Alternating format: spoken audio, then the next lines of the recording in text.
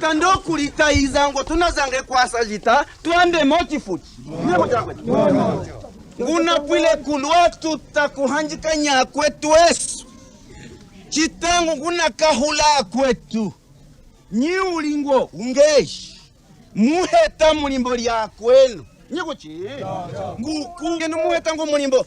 Nguna zange kuya kuzuwa lya sanganji. Ngo tarekisu nuko kuku. Kina waha. Muchi taiza chocho. Ndo ulinge kuchi. Mwene umuwika ngo koko kuzuwa lya sanga. Tina numuluka ngo muntu unahantika nenyi. Wa mwene. Ya muchari ya kubanu na wa. Kila imuwika ya tuala. Chifuchi chimuwika cha tuala. Upite umuwika wa tuala. Tunaitaiza nyekuchi.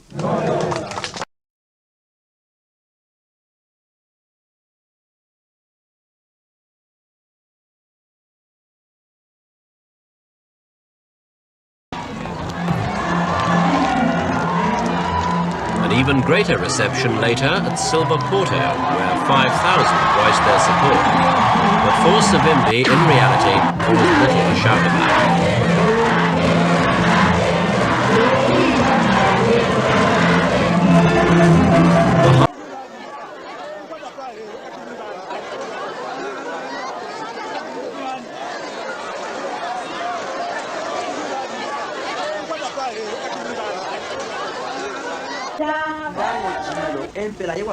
When he toured frontline villages after the rally, Savimbi's message was clear.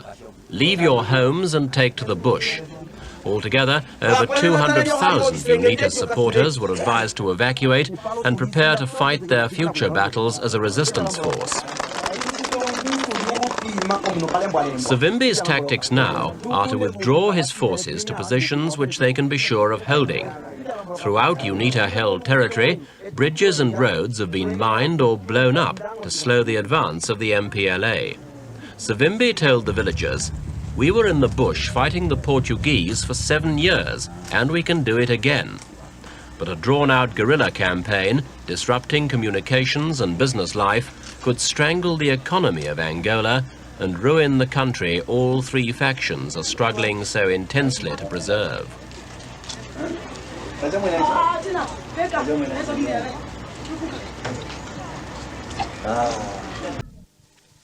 You're talking in the future, quite a long way in the future, but in the short term, it may be that the Americans and others will think it worthwhile sacrificing you and UNITA in the short term in order to try and achieve East-West détente in Africa. I don't think really that it is quite coherent to say that the battle in Angola is something which has to do with the détente between the East and the West. I don't think so. Well, the presence of the Cubans here is disturbing this so-called détente. I think when the Cubans came here, the Americans and the French and everybody, British, they saw them coming, so nobody has tried to stop them.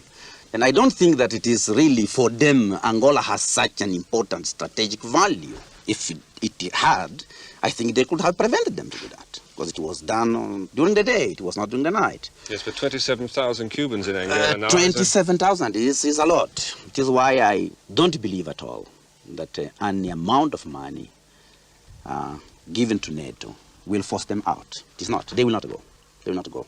Well, it could be argued that you are the man who's keeping the Cubans in Africa, that if you go, the war ends, the Cubans can go home, and, you know, there'll be no Soviet threat in Angola. Yes, it is why I'm saying that the threat is not only UNITA, it's the population. The Angolans, they did not fight the Portuguese to see the Cubans come in, or Russians or somebody else. Then if it was not the support of the Cubans, NATO could not be in power today.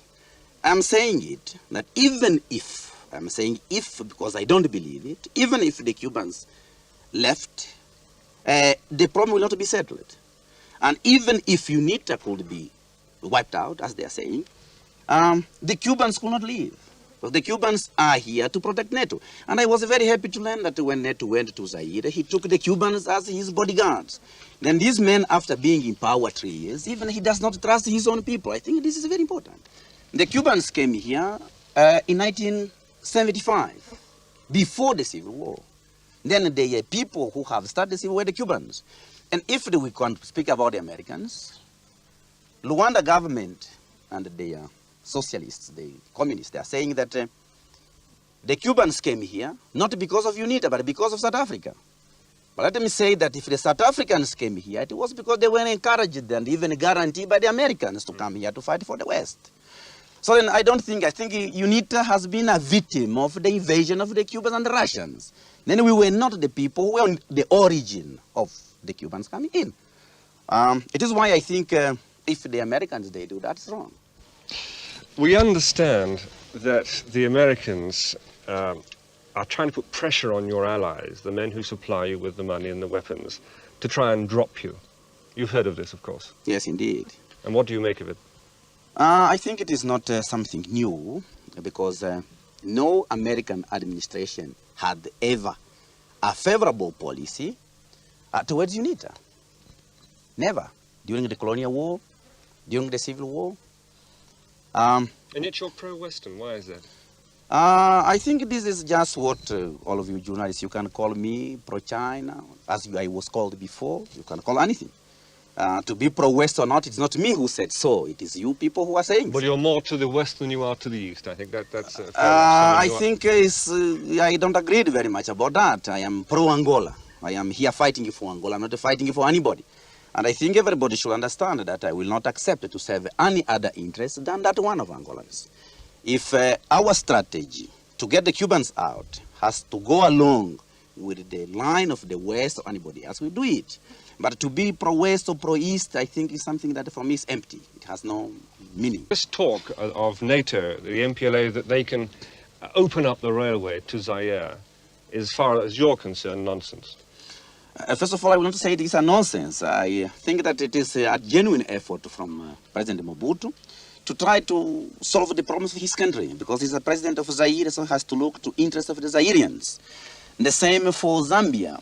President Kaunda is the president of the Zambians, so he has to strive, or he can, to solve the problems of Zambia. We are a UNITA movement. We have to do all we can to defend the interests of the Angolans. So that we hope that they will understand us, as we understand them, that their effort to get the railway open is a genuine effort in order to get an outlet for the copper. And our effort also to attack it is a genuine effort, because we think that the railway is a part of the structure we are contesting. The Cubans will be involved in this railway again. The Cubans are involved in our country.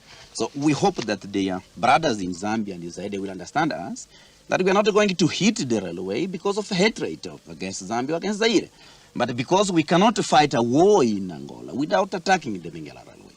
You can't expect to win this war the way things are. What is your strategy? Our strategy, we have to survive. That's the first point.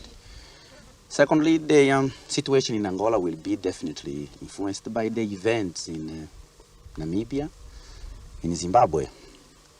And we are going to see also what's going to happen to NATO in Rwanda, because I don't think that things are quiet there.